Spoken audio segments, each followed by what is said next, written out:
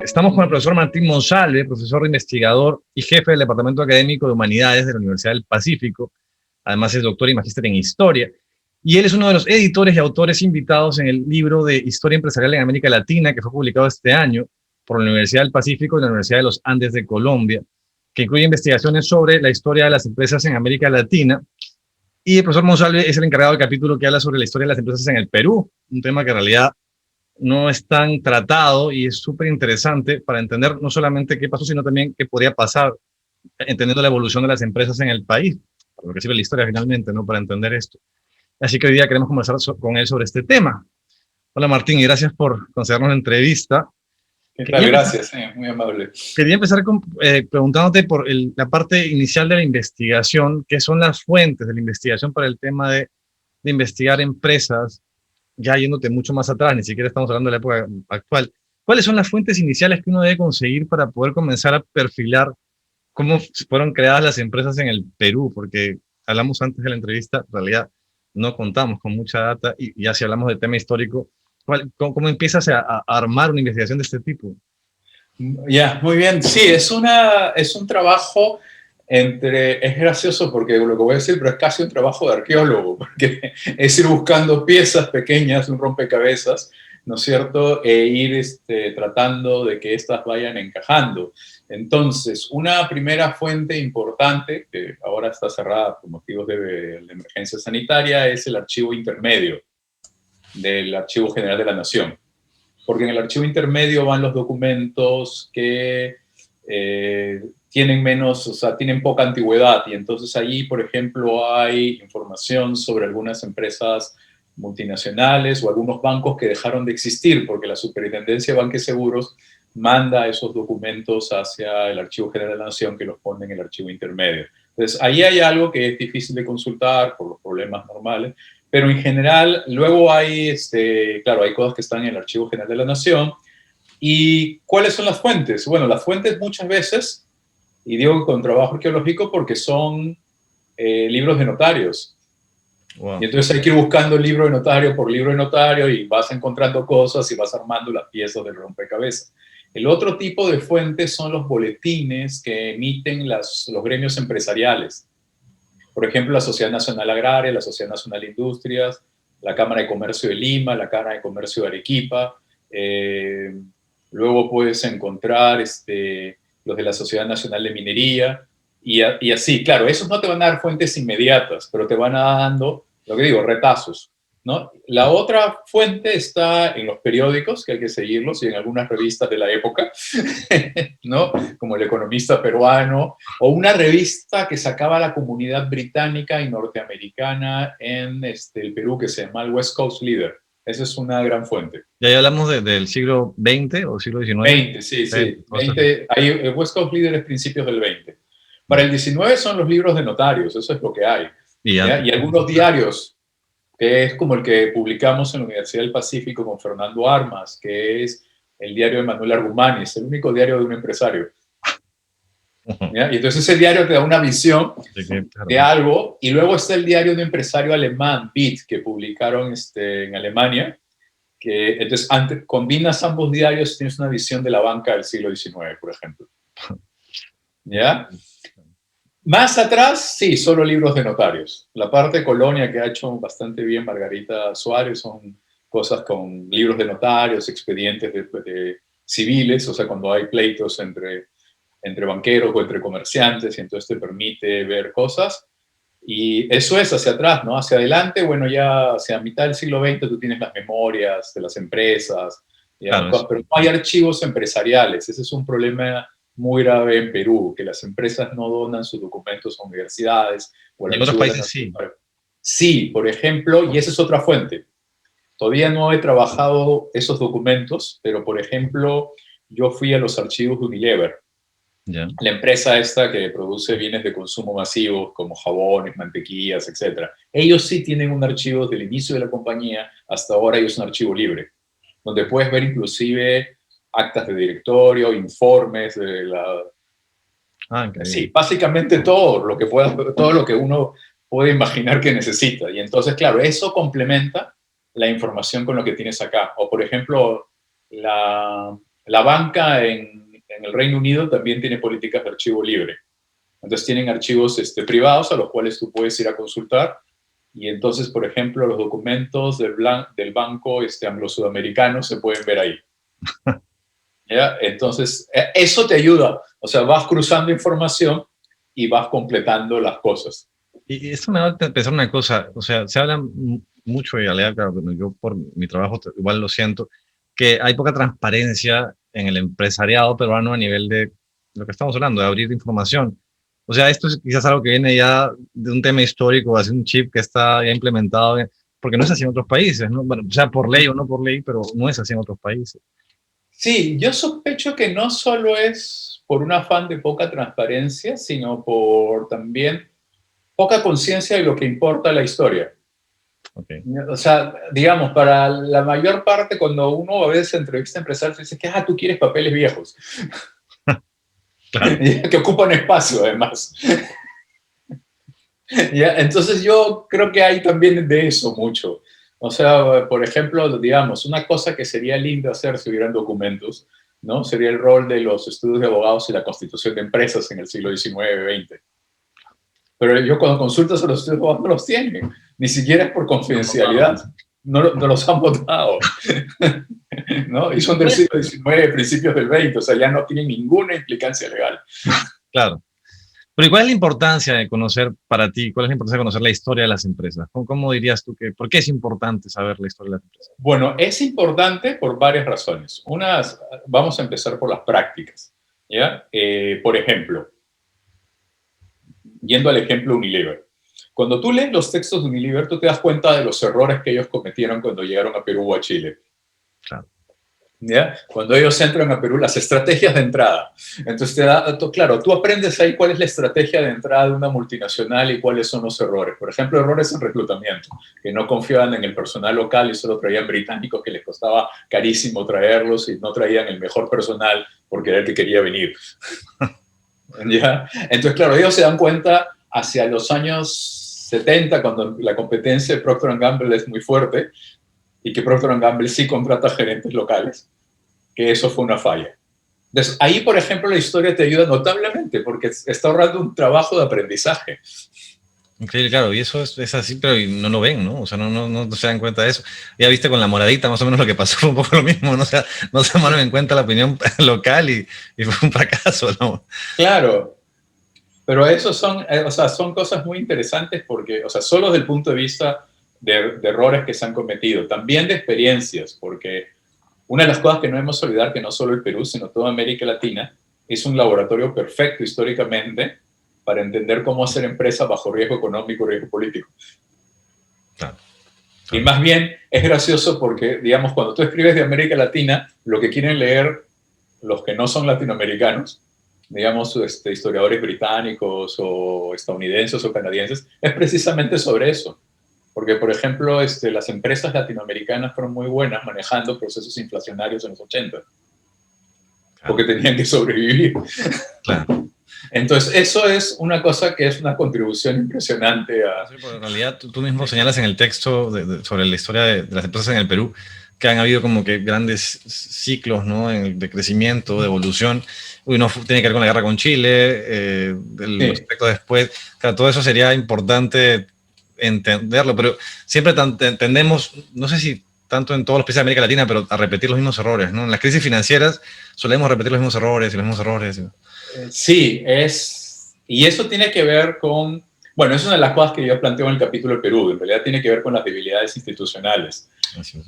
Y que tienen que, o sea, porque si hay, digamos, no es que no hayan instituciones, hay instituciones, pero estas instituciones, digamos, no ayudan al florecimiento de información simétrica, de crecimiento de mercados o formación de un mercado laboral, sino todo lo contrario. Entonces, eso crea problemas que hacen que ciertos ciclos económicos afecten de la misma manera.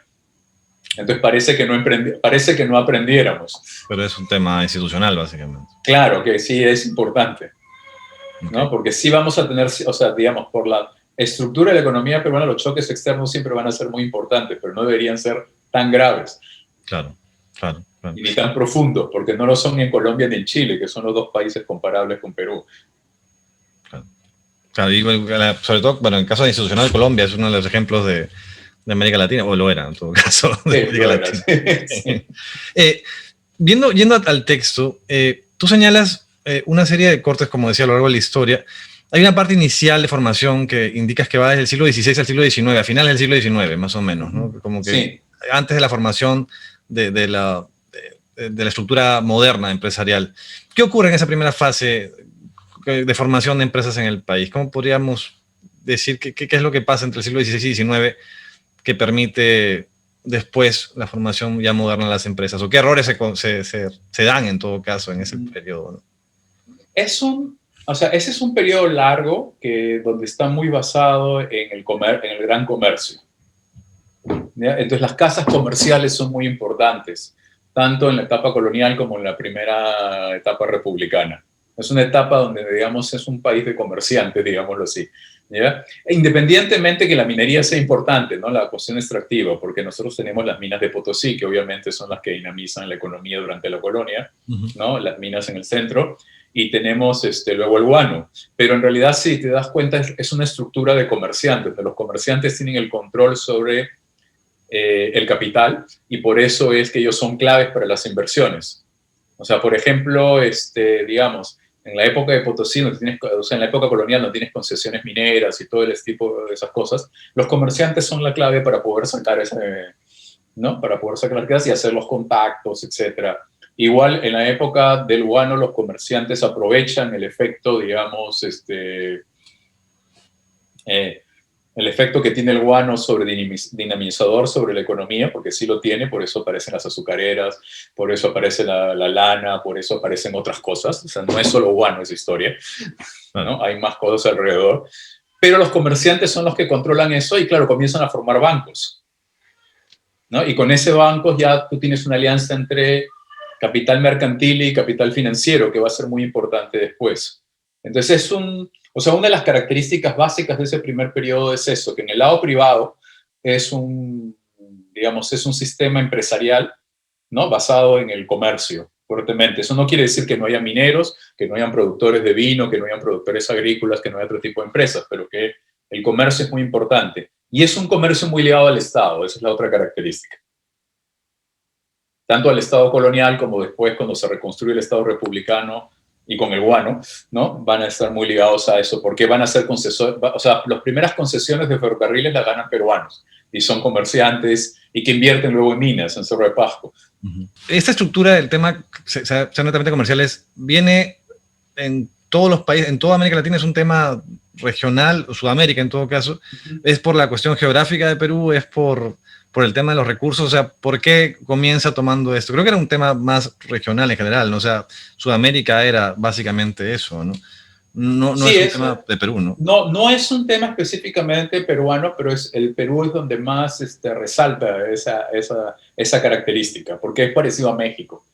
Solo que en México las haciendas son mucho más grandes, las producciones no ganaderas son más grandes, entonces permite otro dinamismo de la economía, donde no solamente tienes estos comerciantes, ¿ya? Que son los que controlan eso. O sea, digamos, lo que quiero decir es que, por ejemplo, en un caso parecido como el de México, tú tienes una élite empresarial más diversa y con diversos poderes que hace más balances. Okay. En el Perú el problema, sobre todo después de la colonia, es el acceso al crédito y a capitales de trabajo, digámoslo así, ¿no? Sí. Y ahí los comerciantes son los que controlan ese capital. Por eso es que es una característica más agudizada en Perú. No quiere decir que no sea típica de la región. Es típica de la región, pero es muy aguda, digámoslo así, por poner esa palabra, en Perú. Esa sería la diferencia. Es una diferencia de grado, ¿no? ¿Y esto se desestructura por la guerra del Pacífico? O sea, ¿ahí es que hace el corte o hay algo antes de eso que hace que o la industrialización global, qué es lo que lleva al cambio? Bueno, hay varias cosas que hacen el corte. Hay varias cosas, y yo puse la guerra porque en la guerra hay un cambio que es fundamental, que es la base y termina siendo la empresa familiar. Y lo voy a explicar. Lo que pasa es que lo que está sucediendo durante el siglo XIX es una evolución de estas sociedades mercantiles a sociedades anónimas, que es muy interesante, ¿ya? Y que lastimosamente las fuentes no te dejan ver más, ¿ya? Pero tú lo ves con la constitución de la banca libre, o sea, cuando aparece el Banco de la Providencia, el Banco de Lima, el Banco Nacional, son sociedades anónimas. O sea, no son propiedades familiares, están personajes como Saracondegui, como otros, o la AVE, hay un montón de comerciantes, pero en realidad se están uniendo, hay sociedades por acciones y están funcionando de esa manera. Y claro, cada uno de estos personajes además tiene otras inversiones, ¿no? Tiene inversiones en haciendas azucareras, en algodoneras, etcétera, pero las hacen alianzas con otras personas con las cuales también forman sociedades. Entonces está constituyendo una cosa que, digamos, es muy típica de una historia del capitalismo mundial, es decir, pasas de la casa comercial a la sociedad corporativa. ¿Ya? Y claro, la guerra con Chile sí interrumpe ese proceso, porque como se crea una crisis muy grande, de la cual no se recupera el país pronto, porque además entran en guerras civiles, ¿no? Tenemos hasta la última, de 1896, ¿ya? Entonces no permite la reconstrucción del sistema empresarial rápido. Entonces la familia se convierte en la fuente de financiamiento. Entonces ese es el primer marco, ¿no es cierto? Porque se crea el sistema humano. El segundo tiene relación con la llegada de empresarios extranjeros. Cuando tú estabas en el periodo colonial no tenías competencia de extranjeros. No. Digamos, tu competencia son los mercaderes sevillanos con los cuales haces todos los negocios en Panamá, digamos, llegando tarde, en fin, todas las cosas que están descritas en ese artículo, ¿no? Que tienen que ver con formas de negociación, el contrabando con México para poder financiar ¿no? Tus recursos para tener mayor capacidad de negociación con los comerciantes sevillanos, etc. Pero con el inicio de la República lo que tú tienes es algo como la Casa Gibbs, que tiene un montón de dinero, que cotiza en la Bolsa de Londres y llega a Perú, y que tiene mucho más capital que tú, o sea, que puede financiar negocios. Es más, puede financiar el Estado peruano. Claro. Lo que hace, ¿no? Con el guano.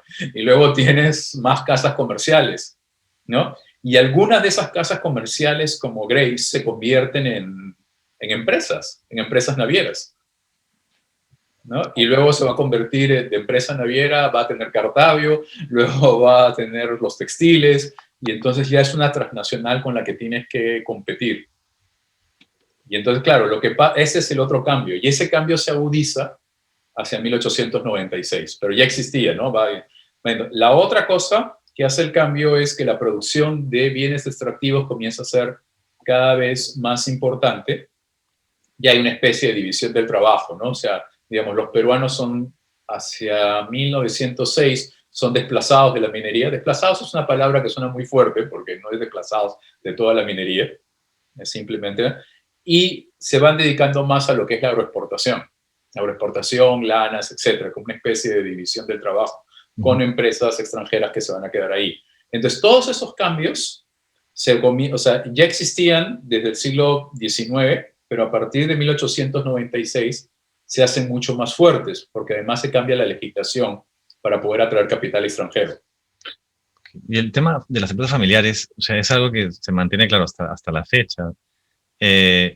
Eso igual se da en toda América Latina, me parece, ¿no? El tema de la importancia de la empresa familiar. Pero esto es un limitante de alguna manera frente a otro tipo de estructuras empresariales de otros países. No, eso justo en otro libro que publicado ya hace un par de años, publicó Paloma Fernández y Andrea Luch, donde también participé con el caso peruano. Justo hacíamos un estudio de eso y hay un capítulo en el libro sobre empresas familiares. No es un limitante, en realidad el limitante mayor está en otro tipo de instituciones, como por ejemplo el mercado crediticio, que hay poco mercado de crédito. El otro limitante está en los diversos sistemas laborales que existen a lo largo de la historia en Latinoamérica, ¿no? Que impiden la creación de un mercado de trabajo. Entonces, otros limitantes pueden estar en el sistema de tributación, etc. O sea, hay varios, pero no exactamente en la familia, porque las familias en América Latina han ido cambiando de estructura. ¿Ya? Es cierto que todavía falta mucho, hay un camino por recorrer, ¿ya? Pero es muy interesante porque, por ejemplo, el capítulo de Brasil es el que mejor explora esto porque lo hace con la legislación colonial. Y una de las cosas que se propone ahí, y que es muy similar en toda América Latina, eso hay que decirlo, o sea, no solo es el caso Portugal-Brasil, sino también el caso de España, ¿no? Latinoamérica, el resto de Iberoamérica, es que la legislación favorece a la familia. Ya.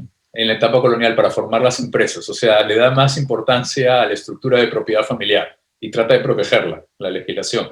Y cuando se crean las nuevas repúblicas, mantienen esa tradición legal. Lo pensaba. Entonces, hay una tendencia, y te doy la palabra después, hay una tendencia legal, digamos, al inicio, ¿no? A esto, y luego ya se convierte en una estructura de financiamiento. En el caso peruano, eso se podía romper justamente por lo que estábamos diciendo, ¿no? Hasta el corte de la guerra con Chile hubiera sido la evolución diferente y se hubiera cambiado la legislación. Curiosamente, en Chile se crean más sociedades anónimas después del éxito de la guerra, porque el salitre le da el dinero a ellos. Bueno, te dejo. No, mi duda era en el tema de la sostenibilidad, porque hay Ya. familiar con el tema de las generaciones. Claro, ya. Esa es una, por ejemplo, ese es un problema serio, sí. Ya, ahora sí ya entiendo entendí el lado de la pregunta. Ya. Por ese lado, ya hay que decir que sí, depende mucho de las circunstancias, de las coyunturas y de las circunstancias de cada uno de los países. Por ejemplo, ¿no? En Perú, una de las características de Perú es que, claro, si comparas con los demás países, tenemos pocas empresas de 100 años, lo que quiere decir es que va para tu punto. La continuidad se pierde. Las familias pueden mantenerse, pero la continuidad empresarial se va perdiendo, ¿ya? Porque sí pueden haber familias empresarias que siguen, pero no tenemos un problema con las empresas. Ocurre algo parecido en Chile y ocurre algo menos dramático en Colombia. México es mucho más estable, Brasil también, donde hay más empresas familiares de 100 años. Eso es lo que quería decir, que las condiciones históricas también contribuyen. La institucionalidad, por ejemplo, que decías. Claro, sí. Entonces eso no es solamente que sean empresas familiares, sino que el ambiente en el que están actuando. ¿Ya? El segundo punto es que sí hay en eso sí te doy la razón, o sea, hay un problema en las sucesiones y eso es lo que genera conflictos.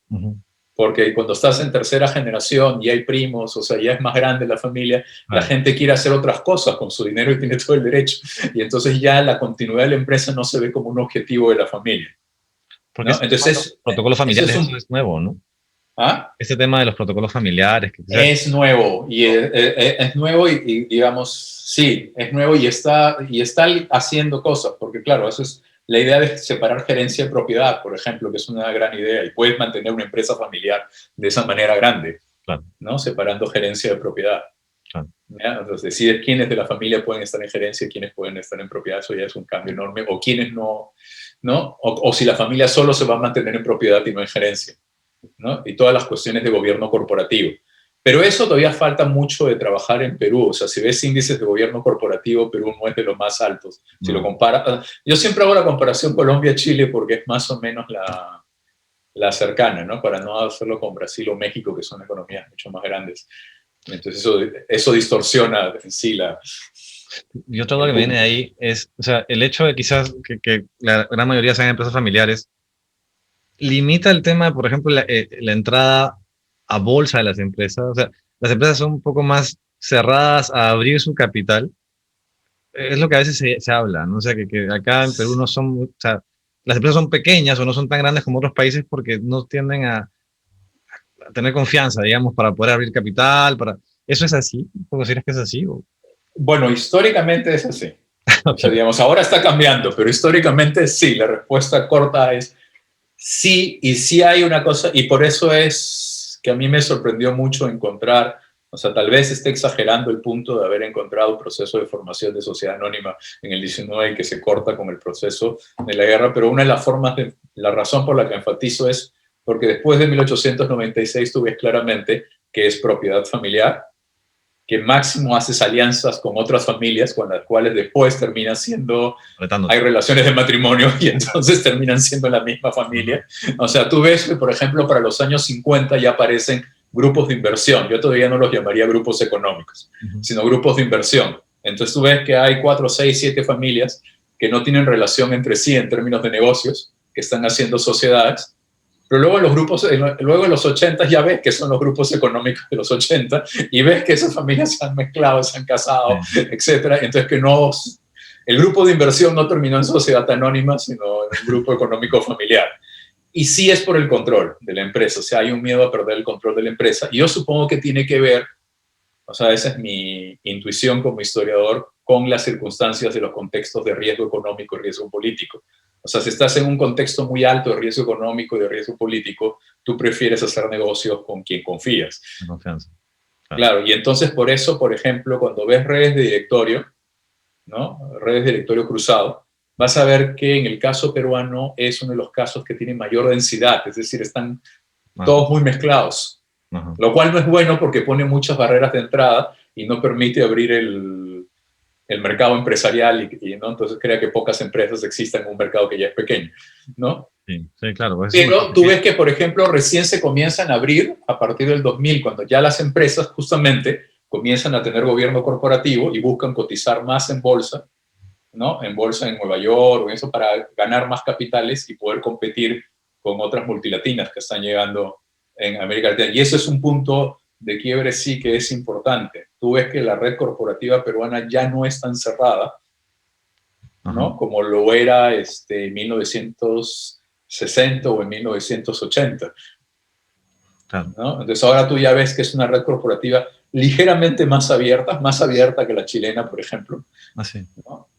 ¿Ya? Lo cual ya es un punto, pero le falta, ¿no? Falta, pero eso depende mucho de la cosa. Tú mencionas también en el libro que hay una parte que señalas que llegamos tarde a la primera globalización capitalista industrial. Sí.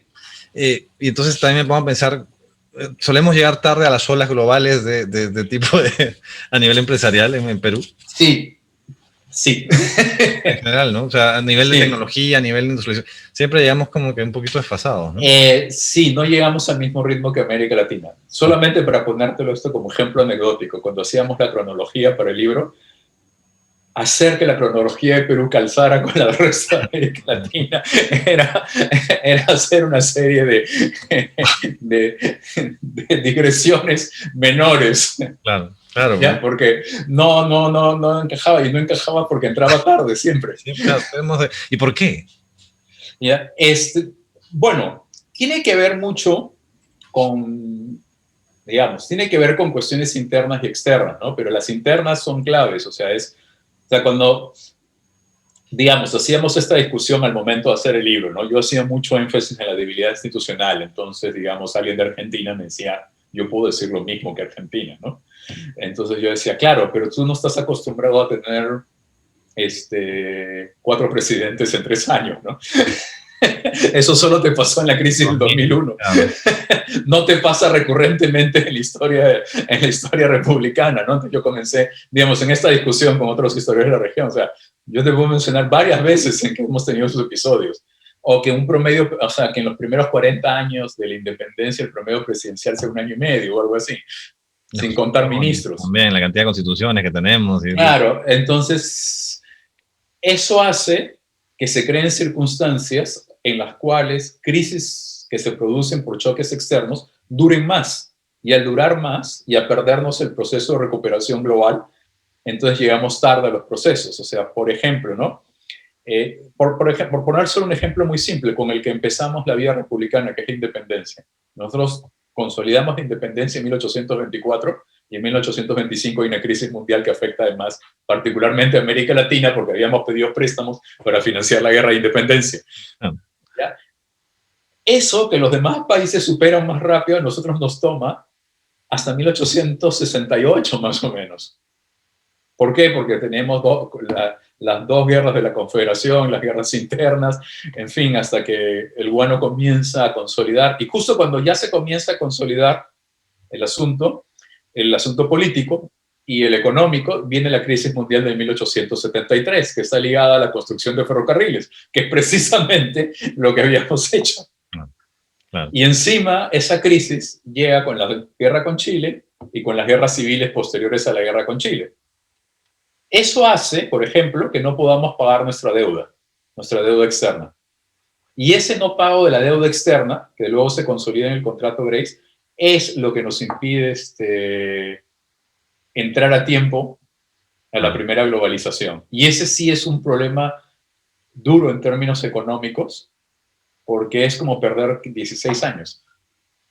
Sobre todo con una economía diversificada, porque, o sea, contrariamente a lo que la gente normalmente piensa, En la época del guano ya surge el azúcar, surge las lanas, ya comienza a surgir el comercio del caucho. Primeras industrias no, textiles, no muy buenas, pero están las industrias del sur, donde sí son buenas, que está Lucre, Maranganí, etc. ¿Ya? En Cusco, o sea, el guano sí genera una diversificación económica. ¿Ya? Hay un problema fiscal, que eso es otra cosa, ¿ya? Que tiene que ver con la deuda del Estado y esas cosas. Pero entonces, pero parte, ¿no? No se tiende a ver la expansión de los... Claro, pero toda esa parte se ve frustrada justamente con ese triple proceso, ¿no? Una crisis internacional que hace quebrar el Estado peruano en 1875. Cuando aún no nos recuperamos de esa crisis internacional, llega la guerra con Chile. Cuando perdemos la guerra con Chile, entramos en una serie de guerras civiles que terminan en 1896 y recién con el contrato Grace consolidamos parte de nuestra deuda externa, lo cual nos permite volver a recibir créditos, porque lo que la gente se olvida es que la bolsa de valores inglesa tiene una regla muy estricta, es decir, si alguien le debe dinero a inversionistas británicos, todas las empresas quedan bloqueadas, que cotizan en bolsa, están bloqueadas de invertir en ese país que debe dinero. Entonces, por eso es que no pueden venir, o sea, uno dice, ¿por qué no llegan capitales? ¿Es por la inestabilidad política? No, es porque no hemos pagado una deuda grande. Claro.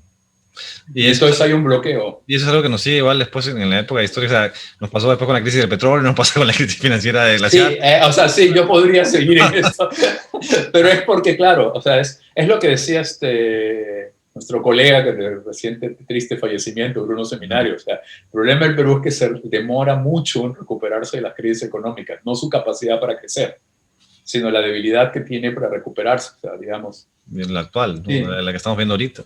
Sí, nosotros demoramos 25 años. Nuestra última gran depresión empezó en 1873 y termina cerca del 2000. Claro. Cuéntame la historia de Saraconde. Me llama la atención porque es digamos, como que una historia del primer gran empresario que hubo acá en el país. Y lo que estaba pensando es que claro, no hay gran memoria de los grandes empresarios que han habido en el país. Al tamaño, o sea, fuera de sus falencias, digamos, a tamaño grande. Incluso creo que las nuevas generaciones ya no tienen tan en cuenta quién era Luis Banquero Rossi. Quizás algunos no lo han escuchado. Y sí. Fue quizás el más grande que hubo, creo que es el más grande de los 70. Sí. De lejos. ¿Por qué? ¿Por qué hay esta falta de conocimiento del empresariado, pero no, que no hay en otros países, ¿no? Sí, eso a mí me llama mucho la atención. Cuando yo comencé a dedicarme a la historia empresarial, yo pensé que iba a encontrar mucha biografía de empresarios, de estas biografías que hacen las empresas para hablar bien de... Y luego me di con la sorpresa que no existen. Claro. Entonces, es muy extraño porque no existe la idea, o sea, no existe ni siquiera la idea laudatoria. Claro. ¿No? Que uno imaginaría y que, por ejemplo, si hay en Colombia, hay en Chile, hay en Argentina, hay en otros países de la región. Y tampoco existe la idea de hacer biografías empresariales. Hay muy pocas. Bueno, está la de Felipe Portocarrero, pero que no es una biografía, sino es el análisis del Imperio Prado. Pero hay muy pocas de ese estilo. Y eso no tiene nada que ver con la otra versión, ¿no? Que es estudiar grupos económicos del estilo entre sociología y economía, que ha sido muy común en América Latina, ¿no? Que empezó en los 60 con, digamos, el libro Los Dueños del Perú, Los Dueños de Chile, claro. O sea, pon los dueños y cambia el país de América Latina, ¿no? Tienes es como si fuera una... Sí, ¿no? Pero esas empezaron varias tipos de historias sobre grupos económicos, etc. Pero esa es la única, digamos, fuente que ha quedado todavía en el Perú, donde el protagonista más importante, digamos, es Francisco Urán, que hace grandes trabajos.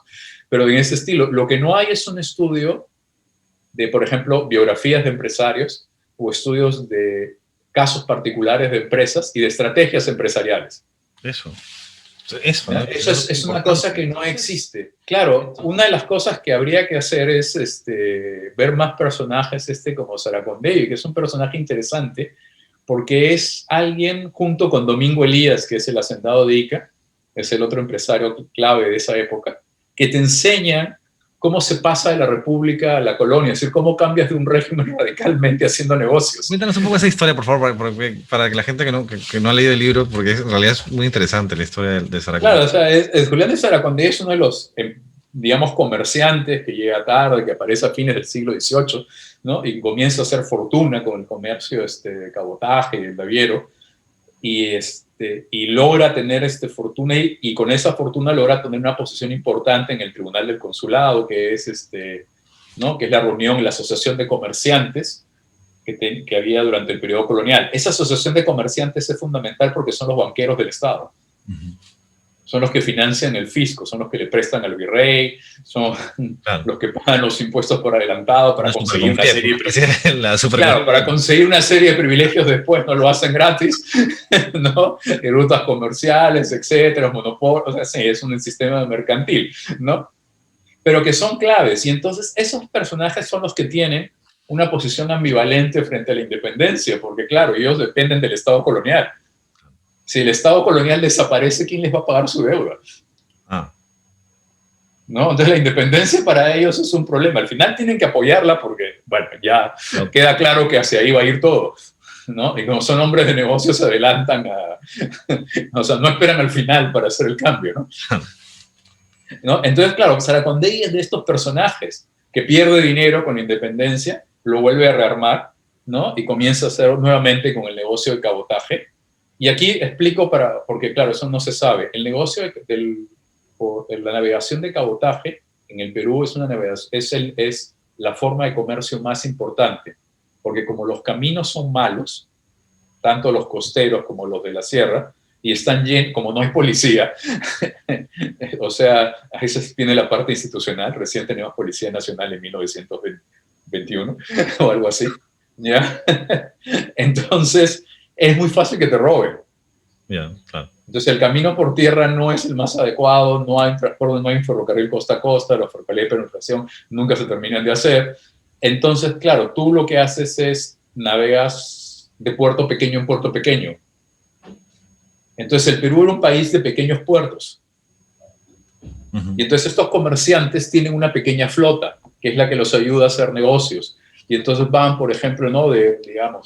¿no? Del Callao a otro puerto de Nica, o sea, ¿no? Hacia el sur, hacia Arequipa, etcétera, y luego igual hacia el norte, en varias, como caletas, ¿no? Y así van llegando. Entonces, eso es lo que les permite a ellos hacer negocios. Y hacen negocios grandes y pequeños. O sea, Saracondegui es un gran comerciante, pero si tiene que vender cosas al por menor ¿no es cierto?, en Ica, no tiene ningún problema en hacerlo. ¿Ya? Y ellos, para financiarse, cuando llega la independencia, porque se dan cuenta que la competencia ahora va a ser con las casas comerciales británicas, con las casas comerciales francesas, hacen algo extraordinario, o sea, y muy simple. Mandan a un compañero, a un amigo, que es el caso de Manuel Argumanis, por eso sabemos de Saracondegui, porque Manuel Argumanis deja el diario, ¿no? Y entonces sabemos de él porque comienza a hablar todo el tiempo de su socio Saracondegui, y lo que hacen es poner una casa comercial en París, con base en París, para poder pedir préstamos a los bancos parisinos. Porque acá no les da. Claro, aquí nunca iban a conseguir préstamos y por eso no iban a poder competir. Entonces son brillantes, ¿me entiendes? En manejar los Holdings de Panamá, estos así. Exacto. Es como poner tu negocio en Panamá o en Barbados o en Jamaica para poder conseguir crédito. Entonces esa es la idea. Y claro, esta casa comercial que ponen en París en realidad es el departamento de Manuel Argumanis, o sea, no es nada más. ¿Ya? Y Argumanis consigue el dinero y consigue cosas para importar, ¿no? Y entonces se convierte en una casa de exportación e importación. Claro, esa casa comercial está inscrita con razón social en Francia y es la que hace el comercio con la Casa Saracondegui de Lima.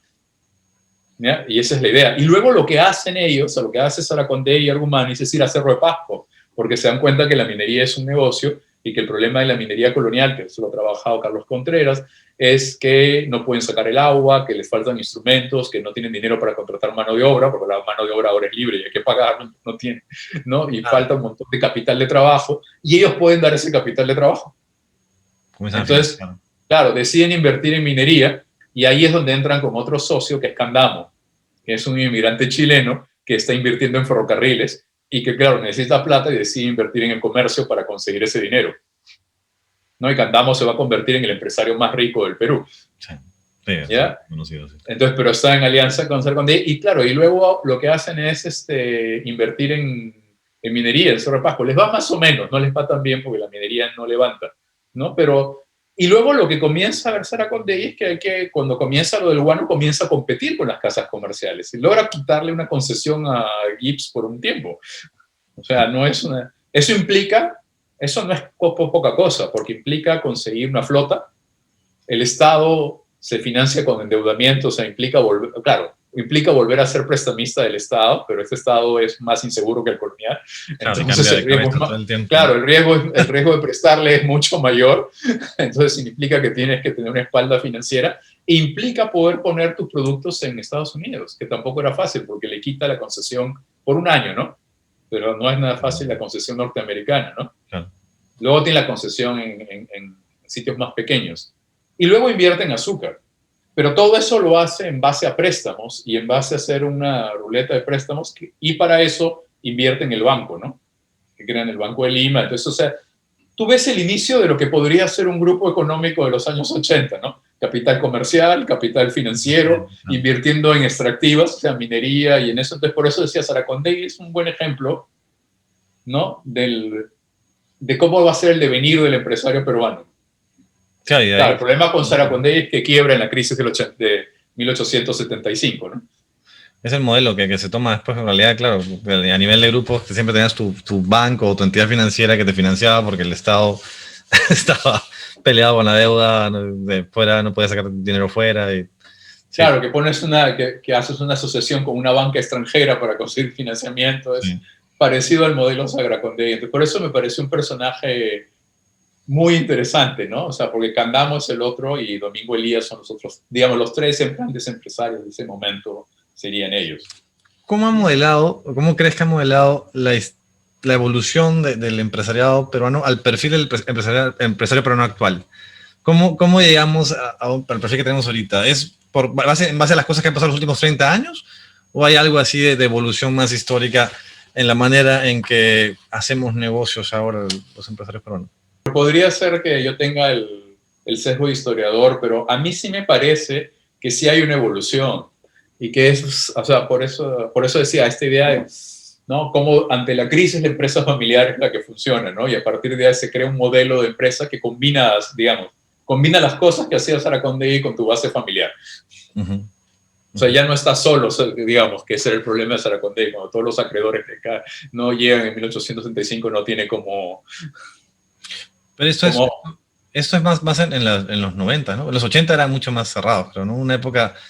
Sí, claro, lo que pasa es que, a ver, vamos a ver, en términos evolutivos, o sea, lo que yo quiero decir es lo siguiente, que es como, o sea, la estructura del empresariado peruano pasa como por olas, ¿ya? Y que tienen que ver con las condiciones históricas, o sea, digamos, en el momento digamos, de un auge económico, un boom guanero, ¿no? Tienes personajes que comienzan a abrirse, que comienzan a crear empresas, que intentan crear una sociedad, sociedades anónimas, etcétera, no les va bien, ¿no? Luego, cuando hay la crisis, digamos, después de la guerra, hay un cierre, ¿no? Y ese cierre es largo. ¿Ya? Y tú vas a ver que las joint ventures con empresas extranjeras, etcétera, recién se van a dar en el Perú hacia 1940, 1950. O sea, va a tomar mucho tiempo que los empresarios peruanos se abran, digamos, y que inclusive hagan una joint venture o una sociedad. Claro. Ni siquiera, porque prefieren ser representantes a hacer una sociedad con una empresa extranjera. Les cuesta mucho trabajo, ¿no es cierto? ¿No? Y claro, luego comienzan a abrirse. Tú tienes todo ese proceso que lo ves hasta el 68, que tú dirías, bueno, van a volver los grupos de inversión y van a volver las sociedades anónimas parecida a la evolución. ¿No? Tienes el golpe militar del 68, digamos así, y vuelve a haber otra vez el cierre. Uh-huh. Y además es un cierre donde los empresarios obviamente toman ventaja de todo lo que pueden, ¿no? Sí. O sea, porque invierten, o sea, si el gobierno les dice que no les va a cobrar impuestos en Trujillo por hacer una fábrica, hacen la fábrica. Sí. ¿No? Si les dicen que hay que hacer cosas en la selva, las hacen. O sea, toman ventaja de todos los subsidios, o sea, sin ningún problema. ¿Ya? Pero se convierten en eso, en grupos económicos familiares más cerrados, ¿no? Y esa evolución dura en realidad hasta cerca de finales de los 90. Sí, pues. Es ahí recién, o sea, es la siguiente etapa del boom. En realidad tiene que ver con el boom que aparece en el 2001, la apertura. donde sí ahí sí la competencia con multilatinas, ¿no? Que ya son de la región, etcétera, obliga, ¿no? A una apertura por tener más ingresos, más capital, etcétera. En realidad la crisis del 98-97 es la que ya da la señal, porque ahí quiebran muchos grupos locales. Claro, estaban relacionados con temas todavía financieros y estaban... Sí, sí, es verdad. Y los que sobreviven hacen muchas fusiones y comienzan justamente a poner estos bonos, los ADRs, en la Bolsa de Valores de Nueva York. Eso les exige un cierto gobierno corporativo. Luego vienen las primeras colocaciones de acciones, etcétera. Y entonces ya comienza la etapa que más o menos conocemos ahora. Pensando en eso, la concentración de empresas siempre ha sido tan fuerte. O sea, ahora es fuerte la concentración, digamos, a nivel de riqueza en pocas empresas, ¿no? Eso asumo que se ha mantenido igual a lo largo de... Sí, eso es una característica del capitalismo peruano. Peruano, no es regional, digamos. Sí, también hay en la región, pero es igual que la debilidad institucional. Es más aguda.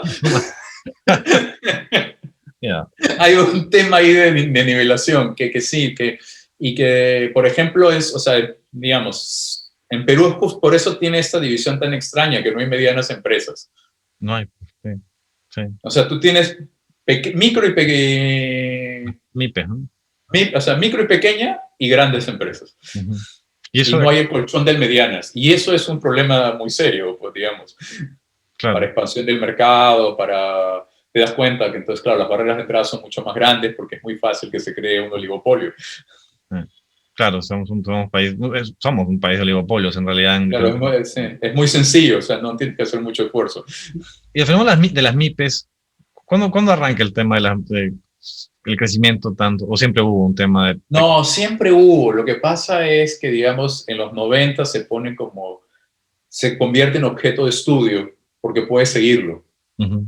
Yo he intentado seguirlo históricamente y eso sí es imposible. O sea, sí es muy difícil seguir grande empresa, es muy difícil. O sea, hace poco alguien me preguntaba también de eso. Yo decía, claro, eso es una deuda que tenemos los historiadores como historiadores de empresa en el Perú, pero no sé si la vamos a poder pagar. No hay edad. Porque la informalidad, te imagino, ¿no? También, o sea, sí. El crecimiento está basado también en una base informal muy grande. Y de ahí, claro... Claro, porque además no hay ningún registro, o sea, una de las fuentes que tú tienes para seguir historia empresarial son los registros que deja el Estado, más que el que deja la empresa, o sea, son impuestos, registros notariales, o sea, los registros públicos, etc. Y claro, la mayor parte de pymes actúa al margen de eso. Sí, claro. Entonces claro. es ni muy por difícil. Descarte, ni siquiera por descarte podría sacarlo, o sea, no hay manera de... Sí, o sea, se puede hacer a partir de los 90 porque como se convirtieron en objeto de estudio y hay más información, entonces... el RUC claro, también, claro, sí, el RUC también, y los economistas comenzaron a sacar más bases, los sociólogos también, y entonces ahora ya se puede hacer una historia de la pequeña y mediana empresa, bueno, pequeña en realidad, porque mediana casi no existe, desde los 90 en adelante se podría hacer. Uh-huh. Ahora sí, o sea, eso sí se podría hacer y sería muy interesante hacerlo, porque crea un dinamismo especial en no solo en Lima, sino en diversas regiones. Digamos, las MIPES son mucho más desconcentradas que en términos regionales, por la misma naturaleza que tienen. Entonces, ayudaría mucho a entender cuál es la dinámica empresarial regional. Me lanzas una idea y se me viene otra cosa a la cabeza también, porque es que hay tantas variables a analizar. El tema regional, ¿por qué las empresas están tan concentradas? ¿Por infraestructura? ¿O cuál es el tema? Sí, hay dos zonas. Hay crédito de infraestructura. Okay. Que como era una versión, o sea, con el capítulo no lo podía trabajar bien porque es una versión general, pero eso es una de las cosas que sí he estado trabajando porque, o sea, edité un libro sobre historia económica del sur y hay una parte de empresariado. Entonces a mí me llama mucho la atención por qué el empresariado del sur no despega, por ejemplo. Uh-huh. O sea, por qué el empresariado del sur no se convierte en el empresariado de Medellín o el empresariado de Monterrey.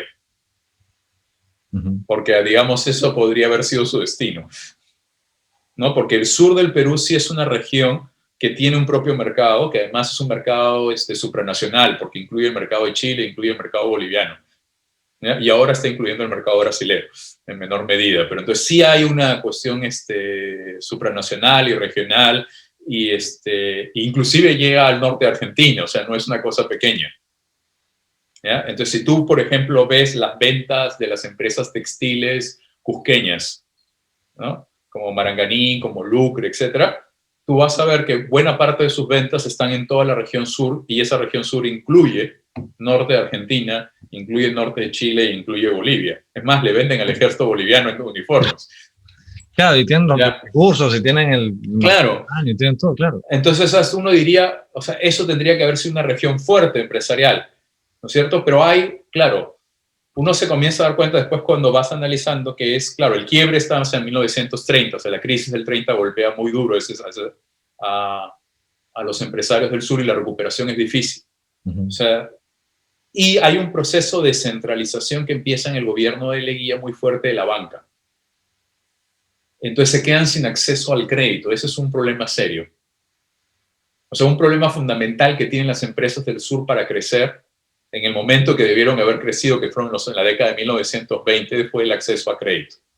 Okay. Tienen dificultades de transporte como todo el mundo, pero en esa época todos lo tienen. Yeah. Pero claro, igual no puedes generar infraestructura si no tienes ese crédito tampoco, o sea, está todo... Exacto. Y es un problema muy serio porque lo llevan, ya se convierte en estructural hasta el 2000.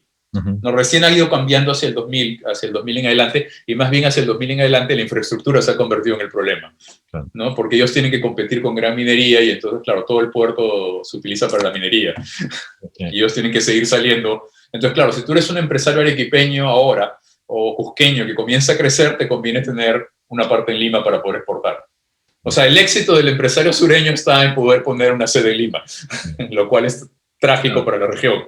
Pero ese proceso para mí, y por eso digo que sí, volviendo a tu pregunta inicial, o sea, sí hay cosas en la historia que marcan una evolución del empresariado moderno. Por ejemplo, esta idea que todo se concentra en Lima tiene que ver mucho, ¿no?, con digamos, el no desarrollo del sur en términos empresariales. Y ese no desarrollo del sur tiene que ver con la concentración, sí, mucho del crédito en Lima. O sea, los bancos importantes están en Lima y no prestaban hacia el sur.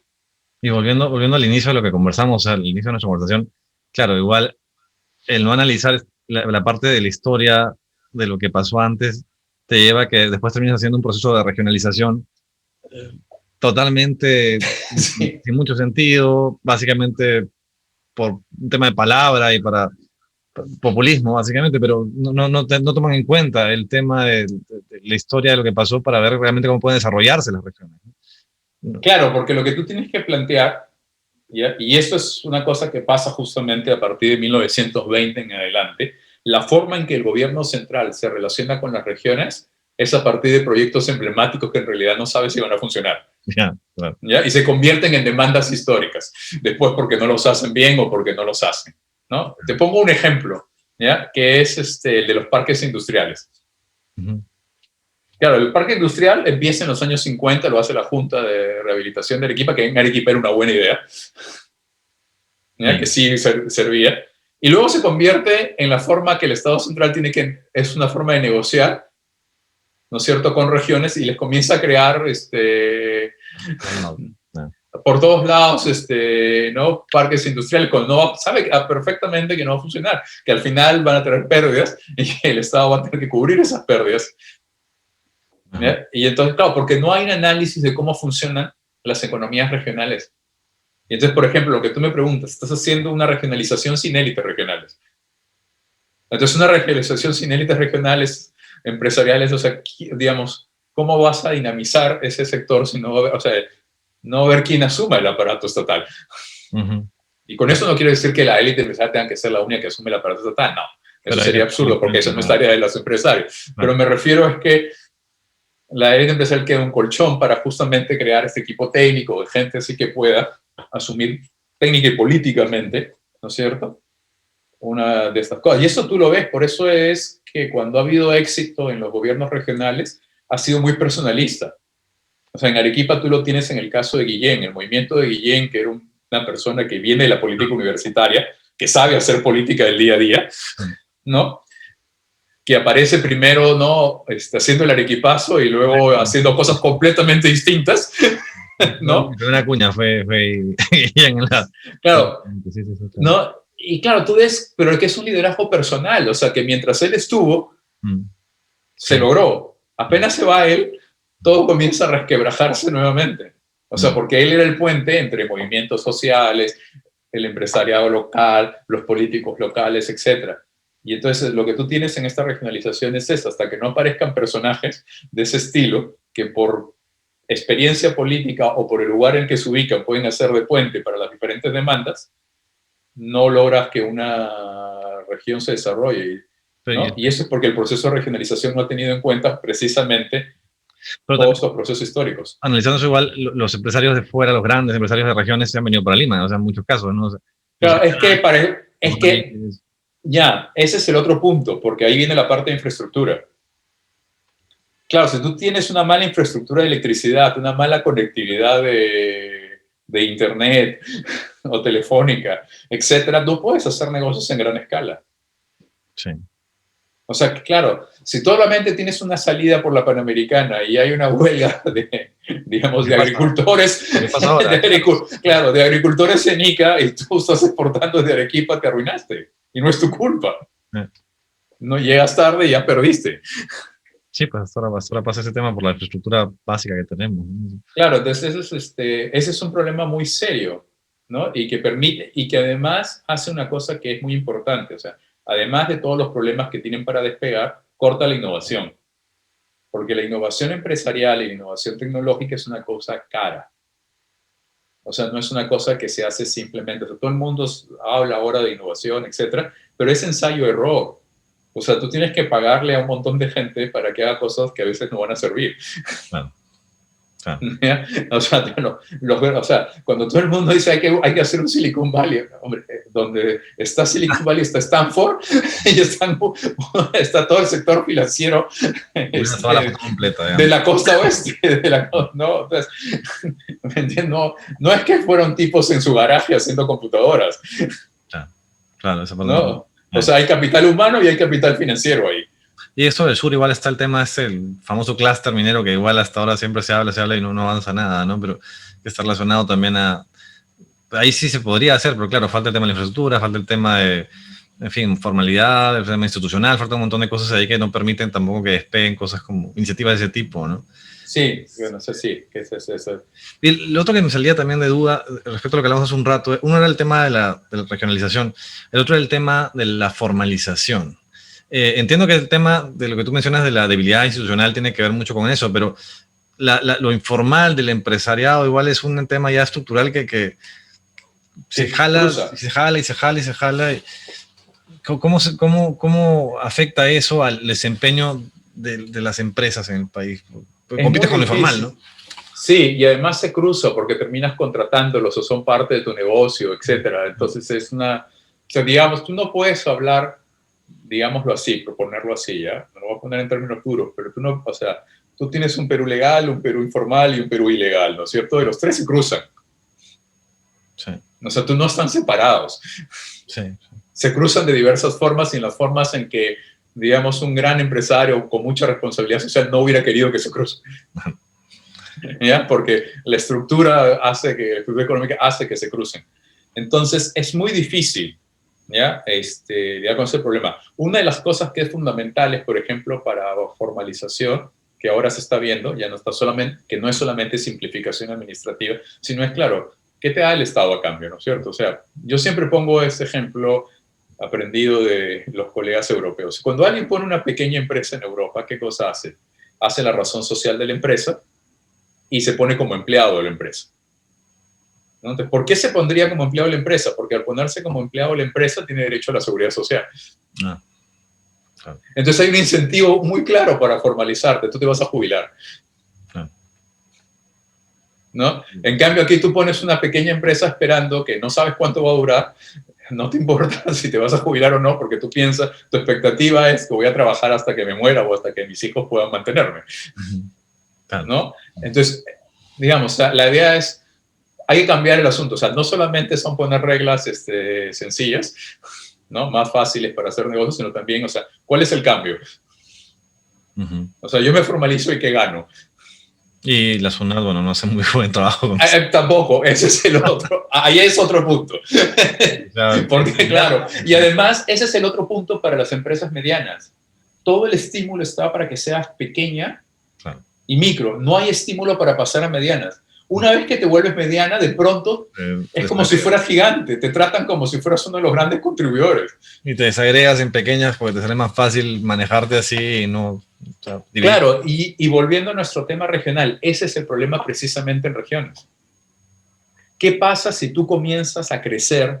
Por ejemplo, no voy a poner el nombre de ninguna empresa, pero sí hay una empresa que conozco ya, pero vamos a poner que son Tejidos Lucre, que es la que yo investigo en el siglo XIX, ¿no? ¿Qué pasa? Tejidos Lucre, que ya no existe, se convierte en una mediana empresa que comienza a venderle a Bolivia, que comienza a venderle al norte de Chile, que va muy bien, se convierte en el principal contribuidor del Cusco. Claro. Y por lo tanto, la gente de la SUNAT ya no lo trata como si fuera una minera, ¿me entiendes? Claro. Una minera, de lo cual es una desproporción increíble. No. Entonces, a ese empresario le conviene cambiar su razón social a Lima, donde claro, no es un... Transformarse en pequeños bloques. Claro, y transformarse en pequeños bloques y volver a pasar a ser pequeña empresa. En términos formales. Claro, y eso te desestructura todo el mercado, porque en realidad al final estás trabajando con una gran empresa porque está dividida en pedacitos pequeños y no sabes. Y eso es una cuestión estructural, porque las reglas del Estado, y en esto yo no es que sea esté en contra del desarrollo del Estado, sino lo que planteo en el libro. O sea, es como un Estado débil institucionalmente, sí, ¿no? Tiene importancia sobre la economía y genera distorsiones. Eso es lo mismo que les pasaba, por ejemplo, a las empresas textiles arequipeñas en los años 60 hasta los años 90 y tantos. Tú no entendías. Claro, tú no entendías, ¿por qué ponen una empresa en Tacna? Esto les crea un montón de gastos administrativos. ¿Por qué crean una empresa en Moquegua? O sea, están creando una serie de gastos con razones sociales de pequeñas empresas como si fueran un grupo económico grande. Y es claro, cada una de estas empresas, porque es en Tacna y es zona de frontera, les alivia impuestos. Es esto porque alivia impuestos. Y porque si no, entrarías dentro de la ley industrial, ¿no? De la ley de comunidad industrial. Entonces, claro, como no quieres entrar dentro de la ley de comunidad industrial, divides la empresa en 5. Yeah. Entonces te impide la acumulación de capital en gran escala. Pero hay un tema ahí, entonces, en realidad, siempre se habla que el empresariado tiene una relación muy directa con el tema político, ¿no? O sea, siempre se ha hablado de este tema, no sé hasta qué punto, pero en ese caso, ¿por qué no han aprovechado, digamos, esa relación histórica para tener leyes que tengan más sentido hacia ellos? O sea, ahí me esa es una gran pregunta. Ya, hay varias, esa es una gran pregunta y la puedo responder históricamente bastante bien y tiene que ver justamente cómo la historia importa, ¿ya? Primero, o sea, hay que, digamos, si tú miras entre 1896 hasta 1919, bueno, leía, tú vas a encontrar una cosa, que los empresarios se meten en política directamente a través del Partido Civil, al Partido Constitucional, Demócrata, etcétera, y llegan hasta la presidencia. O sea, tienes López de Romaña, tienes José Pardo, tienes Billinghurst, tienes al propio Leguía. O sea, son empresarios y son al mismo tiempo políticos. Sí. Y si ves los presidentes del Senado y Cámara de Diputados, los ves. ¿De acuerdo? Entonces ahí tú dirías, claro, como eso es una república aristocrática, daban leyes para favorecerse. No, no es tan simple. ¿Por qué? Porque como hay una diversificación regional muy grande, en realidad los intereses no son comunes y son contrapuestos. Hay mucho conflicto entre élites. Y donde se ve el conflicto entre élites es en el Parlamento. Cuando uno analiza el Parlamento y la relación de Parlamento y empresa, ahí se da cuenta de los problemas en esa época. ¿Cómo se van? Claro, los mineros, o sea, los agricultores bloquean a los mineros, todos bloquean a los graneros y por el estilo. Luego con Leguía las cosas cambian, porque como Leguía persigue a los líderes del Partido Civil, que son la oposición, destierra a Espiga, por ejemplo, Villarán era parte del directorio del Banco de Perú y Londres y le hace la vida imposible al Banco de Perú y Londres hasta que Manuel Vicente Villarán decide, bueno, renuncio al banco porque ya está afectando nuestros intereses. Y entonces a partir de ahí tú ves que los empresarios actúan en política a través de los gremios, a través de la Sociedad Nacional de Industrias. Los gremios, digamos, en esa sí, no personalmente. Y por eso dejan la política, digamos, en el sentido de los Prado quedan, pero ya son pocos los que quedan. Tú ves el cambio en la Cámara de Diputados, Senadores es muy grande. Y si lo comparas con Chile, que es lo que te decía al inicio de la entrevista, que estamos haciendo estas comparaciones con Chile, en Chile tú ves la continuidad del empresario político. Entonces en Chile tienes más lo que tú mencionas. Hasta ahora, claro. ¿No? Hasta ahora, ¿ya? Y entonces tú ves esa ruptura. Y luego, a partir del 68, es la relación directa, Grupo Económico Presidente. El gremio queda en segunda instancia, por eso todo el mundo habla mucho de la CONFIE, pero generalmente, a excepción de Roque Benavides, no ves a un jefe de grupo. No, no, y en realidad los gremios en general han perdido mucho poder en las últimas décadas, ¿no? O sea, bueno, Sí. sí, las últimas 2 décadas han Ahora, en perdido. realidad lo vienen perdiendo desde el gobierno militar, solamente que es una cosa larga. ¿Ya? Y entonces no es, usa mucho intermediario. Y entonces el intermediario obviamente tiene intereses particulares. Bueno. Entonces no es un control, o sea, contrariamente, esa es mi posición, que es contraria a la de alguna gente, es que no hay precisamente lo que demuestra la historia es que no hay un control del Estado, una captura, digamos. Claro, hay una Sino que hay relación, una pero no un poder. Sí, Digamos. exacto, hay una relación cercana, porque siempre va a haber, en todos los países existe una relación cercana entre empresariado y Estado, pero en el Perú, digamos, es una relación que no lleva a un dominio claro del empresariado. Favorece, sí, claro, obviamente, ¿no? O sea, si comparas con otros grupos, están más favorecidos, Claro. sí. Pero no hay un interés común a nivel de empresarios, en todo caso, es algo así. O sea, Es que ese es el otro punto. El otro punto de esta ecuación es que nosotros a lo largo de la historia del Perú no tenemos un interés común del empresariado, sino es un interés sectorial, a pesar de que hay grupos económicos, entonces convierte a ser, cuando aparecen los grupos económicos, es el interés del grupo, no el del sector. Por eso es que hay tantos conflictos entre Sociedad Nacional de Industria, Sociedad Nacional Agraria, luego Sociedad Nacional de Industria con Confieve, etcétera, entre todos. No, sin sentido, ¿no? O sea, al final, o sea, ¿en qué se basa eso? O sea, si no se favorece a nadie, al final. No, y no hay, solo por poner un ejemplo, que a mí me parece fundamental, cuando se crean los bancos de fomento en todos los países latinoamericanos en los años 30, es un banco de fomento que coordina todo. ¿Acaso? Es Corfo en Chile. Claro, que son. Aquí cada sector tiene su banco y lo ha hecho con lobby. Claro, es verdad. O sea, la Sociedad Nacional Agraria logra el Banco Agrícola. Entonces los industriales dicen, yo también quiero mi banco. Y los últimos son los mineros, porque como los mineros tienen mucha empresa extranjera, no entienden para qué quieren el banco de fomento minero, ¿no? Pero cada gremio consiguió su banco y en el directorio de cada banco había gente del gremio. O sea, no hay algo conjunto que logre crear un plan económico desde el lado empresarial. Básicamente, o sea, lo que nos muestra la historia de las empresas es un poco de crecimiento en medio del desorden, ¿no? O sea, un crecimiento en medio del caos institucional o en la relación entre ellos mismos. Y esto sí, igual hasta ahora, o sea, se mantiene. Claro, y lo que crea es un empresario que es extremadamente hábil y muy flexible. Claro, eso es la parte y eso se puede usar como ventaja cuando se internacionalizan, como los Añaños, por ejemplo. O como el Grupo Gloria, o como porque tienen una habilidad impresionante para vender a la base de la pirámide. Claro, y para adaptarse, ¿no? O sea, adaptarse o sea, no importa cuál sea el régimen político, ellos se van a adaptar. Crisis ni nada, igual ya saben, ya pasaron por esto y ya se saben adaptar lo que venga, ¿no? Claro, y como son grupos familiares, tienen un conocimiento tácito que ha ido de generación en generación. Claro. ¿Y en qué etapa dirías tú que estamos actualmente de las empresas en el país? ¿Estamos en medio de algún proceso de algo? ¿Estamos en medio de ¿hay alguna evolución de algún tema puntual ahora? Sí, por ejemplo, tenemos una heterogeneidad que antes no teníamos, me explico. Hacia los años 70, etcétera, cuando se consolidan los grupos económicos, tú tienes grupos económicos familiares muy clásicos, con un holding, con una empresa financiera. Algunos no tienen empresa financiera, pero hacen sociedad con una empresa financiera, etcétera, muy clásicos y muy diversificados. Y esta diversificación es aleatoria, depende mucho de reacciones de las medidas que da el gobierno o reacciones del mercado por el tamaño de ¿no? O por presiones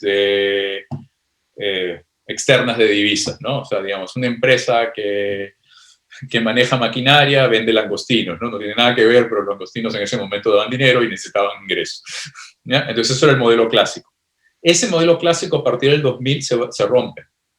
Yo diría a partir del 97-98. Yo sigo insistiendo que esa crisis es muy importante, porque rompe algunos grupos que no se adaptaban a los cambios que ya estaban sucediendo, ¿ya? Entonces, lo que tú vas a tener ahora tienes grupos, por ejemplo, que se pueden especializar en servicios. Entonces, siguen siendo un grupo económico, pero la diversificación ya no es aleatoria, es sectorial. ¿Ya? Esa es una diferencia que no tenías antes. ¿Ya? Luego puedes tener... Perdón, fuera de Interbank, por ejemplo, ¿de qué otros sectores hay algo parecido? pueden ser servicios ligados con maquinaria, servicios de, o sea, Ya, entiendo. de este estilo, ¿no? Y luego puedes tener grupos que son como AG o como Gloria, que son industriales, ¿no? Pero Que pueden invertir en un sector. Claro, que pueden invertir de vez en cuando en cemento porque lo adquirieron con todo y ya lo mantienen, pero que básicamente están en procesamiento de alimentos o procesamiento de bebidas y se dedican a eso y con una diversidad, se diversifican. Agro, otros que están metidos en agro. Claro, pero ya es una diversificación que es hacia arriba o hacia abajo, pero que tiene sentido, no es aleatoria. Eso tiene que ver con la estabilidad también del mercado, ¿no? O sea, Exacto, y con los fondos que pueden conseguir de fuera, que antes no podían conseguir. Claro. Entonces ya por eso que además, por eso es que la red también se rompe. O sea, ya no es tan cerrada como antes, porque tú no necesitas a todos estos amigos estar en el mismo directorio para poder financiarte. ¿No? Porque puedes ir a la bolsa de fuera o conseguir un financiamiento o colocar bonos, etc. Ya tienes más mecanismos. Entonces tienes eso, tienes los grupos que se especializan en minería, que siempre existieron, pero que ahora son más grandes y ahora ya pueden hacerlo. ¿Ya? Entonces tienes grupos especializados, grupos que son por sectores y los grupos clásicos que son diversificados, etc. ¿No? Son pocos ahora ya, ¿no? En realidad no. Sí, que mantienen la estructura antigua y que les va bien y por eso la han mantenido y bueno, está bien, les va muy bien, ¿no? ¿Ya? Ese es un cambio. Y el otro cambio importante es lo del gobierno corporativo, porque lo que están haciendo varios de los grupos es, algunas de las empresas del grupo sí tienen un buen gobierno corporativo y funcionan como corporación de verdad. O comienzan a funcionar como corporación y otras sí son familiares. Entonces, eso también es una novedad, que es el cambio entre diversas estructuras de manejo. ¿Ya? O sea, hay grupos que se han ido, sí, completamente por el gobierno corporativo, por el tipo de negocio que tienen. Para competir además globalmente, ¿no? Exacto, y se han ido completamente por eso. Y hay otros grupos que lo que hacen es combinar. Algunas de sus empresas son corporativas y ellos no tienen injerencia como accionista, como propietario, pero no tienen nada que ver con la gerencia, y en otras sí son familiares, ¿no? O sea, eso es por eso que viene desde el año 2000, más o menos, que estamos viendo ahorita, ¿no? Exacto. Por eso yo decía, el cambio para mí es la crisis asiática. O sea, claro, o lo ponemos en la crisis asiática o lo ponemos en el boom económico que el estímulo lo permite. 2001. Sí. O sea, son las dos. Todavía no me queda claro a mí personalmente dónde ponerlo. Claro, en la crisis se fueron, como tú dices, varios grupos, cayeron varios grupos, y con la otra que empezaron a crecer, digamos, pero fue en ese corte y en el 2000 en realidad es un año medio extraño por la crisis política y todo medio perdido para todos, ¿no? Fue una cosa me gusta mucho. Estaba leyendo la vez pasada un libro que me quedé pegado de Rafael Barón, que es sobre la época de Pizarro, de cuando es buenísimo. Que habla de la parte, que es una especie de grupo económico también lo que tenía él. Sí, los negocios de los Pizarro, la familia. Ahora, la Pacífico ha publicado varias cosas interesantes en los últimos años, ¿no? Grandes fortunas, los temas de Bruno Seminario también del PBI, pero no hay tanto, ¿no? Hay mucho por hacer ahí, en realidad, pero claro, no hay fuentes. Y en realidad o sea, claro, lo que pasa es que es bien difícil por las fuentes, entonces alguien que recién se está graduando no quiere hacerlo porque quiere acabar su tesis rápido. Claro. Porque biografías de empresarios sería genial, porque entonces ya puedes hacer una teoría, si tuvieras varias biografías bien hechas. Sí, pues, sí. Pero no hay o sea, casi no hay. Los europeos están muy interesados en historia económica por la crisis del 2008. En Europa eso ha pegado mucho porque, o sea, porque además es el mismo error que hemos hecho toda la vida. Repetimos, es increíble, ¿no? Entonces ya es impresionante, claro, los europeos han llegado ya al punto que ya... Repetiremos lo mismo, seguramente. Se dicen, no entendemos por qué el sector financiero siempre olvida. Bueno, listo, Martín, nada. Gracias por el tiempo. Y nada.